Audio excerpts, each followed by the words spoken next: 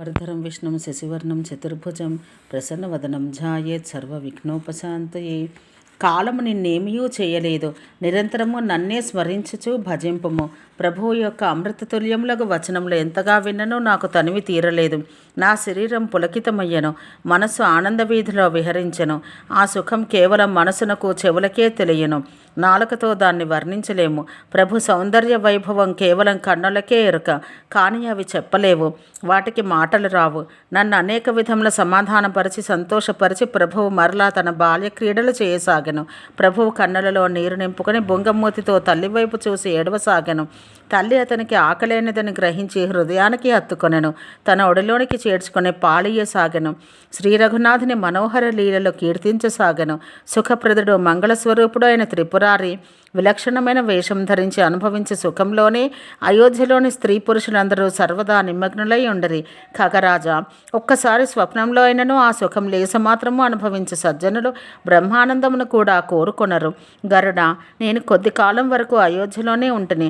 అక్కడ నేను శ్రీరాముని రసానంద శోభితములైన పెక్కు బాల్యలీలలు చూచి తిని శ్రీరాముని కృప వలన భక్తిని వరముగా పొంది తిని తదనంతరం ప్రభు చరణాలకు వందనమాచరించి నా ఆశ్రమానికి తిరిగి వచ్చి తిని శ్రీ రఘునాథుడు నన్ను తనవానిగా చేసుకున్నప్పటి నుండి ఆయన మాయ నన్ను ఆవరింపలేదు.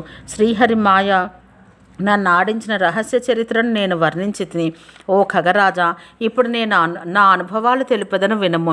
హరిభజన లేకుండా పంచక్లేశములు దూరములు కావు.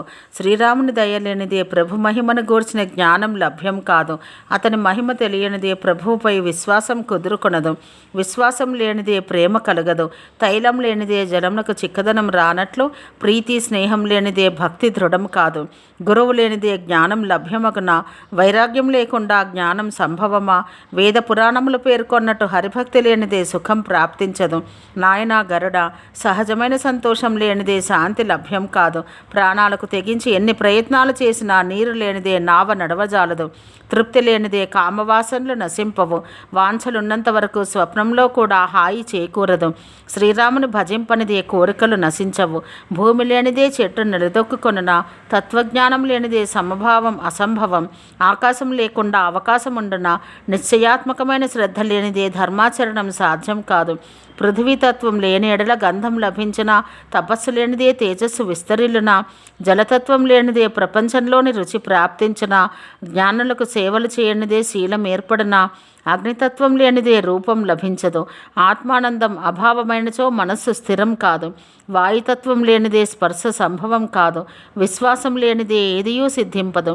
అట్లే హరిభజన లేనిచో జన్మ మృత్యు భయాలు తొలగవు. విశ్వాసం లేనిదే భక్తి ఏర్పడదు. భక్తితో సేవింపనిదే శ్రీరాముని హృదయం ద్రవింపదు. శ్రీరాముని కృప లేనిదే కలలో కూడా శాంతి లభించదు. ఓ ధీరమతి, ఈ విధంగా ఆలోచించి కుతర్కాలను సందేహాలను వదిలి సుందరుడు సుఖదాయకుడు కరుణానిధి అయిన శ్రీరాముని భజింపము. భగవంతుని అపార మహిమ. ఖగరాజా, నా శక్తిని అనుసరించి శ్రీరామచంద్ర ప్రతాపమును మహిమలను గురించి గానం చేసి తిని. ఇందులో దేని గురించి నేను కల్పించి చెప్పలేదు. అంతయు ఉన్నది ఉన్నట్టుగా చూచిన దాన్నే తెలుపి తిని. శ్రీ రఘునాథుని మహిమలు, నామములు, రూపములు, గుణములు అన్నీ అపారములు, అనంతములు. శ్రీరాముడు స్వయంగా అనంతుడు. మునులు తమ తమ బుద్ధిబలమును అనుసరించి శ్రీహరి గుణములను కీర్తించెదరు. వేదములు, శేషుడు, శివుడు కూడా వాటిని పూర్తిగా గ్రహింపలేరు. సూక్ష్మజీవి అయిన దోమ మొదలుకొని మీ వరకును రెక్కలు గల ప్రాణులన్నీ ఆకాశమును ఎగరగలవు, కానీ ఆకాశం యొక్క అంతమును చూడలేవు. అట్లే శ్రీ రఘునాథుని మహిమనందరూ తమ తమ బుద్ధిబలాన్ని అనుసరించి అవగాహన చేసుకొందరు, కానీ దాని లోతులను పూర్తిగా కనుగొనలేరు. శ్రీరాముడు కోటి మన్మథ సుందరాకారుడు. శత్రువులను పరిమార్చటంలో అనంతకోటి దుర్గామాతల శక్తి కలవాడు. ఐశ్వర్యాన ఆయన కోటి ఇంద్రులతో సమానుడు. అసంఖ్యాకములైన ఆకాశములు పట్టనంత విస్తృత మహిమ కలవాడు. శ్రీరాముడు కోట్ల కొలది వాయువుల కంటేనూ మహాబలుడు. ప్రకాశాన అసంఖ్యాక సూర్యులను మించినవాడు. చల్లదనాన లెక్కలేనంత మంది చంద్రుల కంటే అధికుడు. సమస్త భయ నివారకుడు. భయంకరమైన మృత్యుదేవత వలె ఆయన దుస్తరమైన వాడు. లోకానికి ఎదిరింపశక్యము కానివాడు.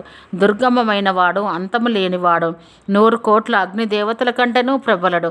శతకోటి పాతాళముల కంటేనూ గంభీరమైన వాడు. కోట్ల కొలది యముల కంటెనో భయంకరుడు, అనంతకోటి తీర్థస్థానముల కంటెనో అత్యంత పవిత్రుడు. ఆ ప్రభునామమే సర్వ పాపాలను అంతరింపచేయును. శ్రీ రఘువీరుడు కోటి హిమాలయాల కంటెనో సుస్థిరుడు, గాంభీర్యాన అనేక మహాసముద్రాలను మించినవాడు. ఆ భగవానుడు దాతృత్వమున శతకోటి కామధేనువుల కంటెనో అధికుడు, బుద్ధి కౌశలాన కోటి సరస్వతీ దేవతల కంటెనో కోవిదుడు, కోట్ల కొలది బ్రహ్మదేవులను మించిన సృష్టి రచనా నిపుణుడు, కోట్ల కొలది విష్ణువులను మించిన లోక సంరక్షకుడు, శతకోటి రుద్రులను మించిన సంహర్త, 100 కోట్ల కుబేర్లను మించిన మహాధనవంతుడు, అనేక మాయలతో సృష్టికి ఆధారభూతుడు, భూభార నిర్వహణలో కోట్ల కొలది శేషుల కంటెనూ అధికుడు, జగదీశుడైన శ్రీరామచంద్ర ప్రభువు నిరవధికుడు, నిరపమానుడు. శ్రీరామచంద్రుడు నిరుపమానుడు, ఆయనతో పోల్చదగినది ఈ జగత్తున లేనే లేదు. ఆయనకు ఆయనయే సాటి. సూర్యకాంతిని కోటి దీపపు పురుగులతో సమానమని పోల్చినను ఆ వర్ణన సరిపోదు. మీదు మిక్కిలి అది సూర్యనిందయే అగును. అట్లే మునీశ్వరులు తమ తమ బుద్ధిబలములను అనుసరించి శ్రీరాముని ఎంతగా వర్ణించినను అది సరిపోదు. అయినను మునీశ్వరులు భగవంతుని గురించి యథాశక్తి గానం చేయుదురు. భగవంతుడు అతి కృపాలువు, భక్తుల భావగ్రాహి కావున సాదరంగా ఆ వర్ణనలు విని ఆనందించును. శ్రీరామచంద్రుడు అనంత గుణసాగరుడు, అతని గాంభీర్యం ఎవరు కొలవజాలరు. నేను సజ్జనుల ద్వారా విన్నదాన్ని నీకు వినిపించితిని. సుఖనిధియు కరుణాలువు అయిన భగవంతుడు భావవశుడు కావున మమకారము మదము గర్వము వీడి శ్రీ జానకీనాథుని భజింపవలను. కాకభుసుండి యొక్క మృదు మధుర వచనాలు విని ఖగరాజైన గరుడు మిక్కిలి ప్రసన్న చిత్తుడై తన రెక్కలను విప్పి విదిరించుకొనెను. అతని కన్నుల్లో ఆనందాశ్రువులు నిండెను, మనస్సు హర్షంతో పొంగిపోయెను. అతడు శ్రీ రఘునాథుని ప్రతాపాన్ని తన హృదయాన్ని నింపుకొనెను. మునుపటి మోహమును స్మరించుకొని పశ్చాత్తప్తుడయ్యను. అనాది అయిన పరబ్రహ్మను సామాన్య మానవునిగా తలచి తిన్నని చింతింపసాగను.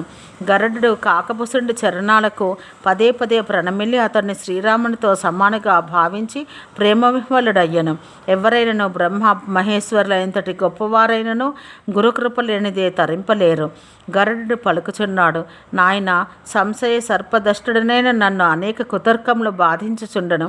భక్తులకు సుఖంనిచ్చు శ్రీరామచంద్రుడనే గారుడ మంత్రం నీ రూపమున ఆ విషమును తొలగించను. మీ దయ వల్ల నా అజ్ఞానం నశించను, నిరుపమానమైన రామరహస్య జ్ఞానం ప్రాప్తించను.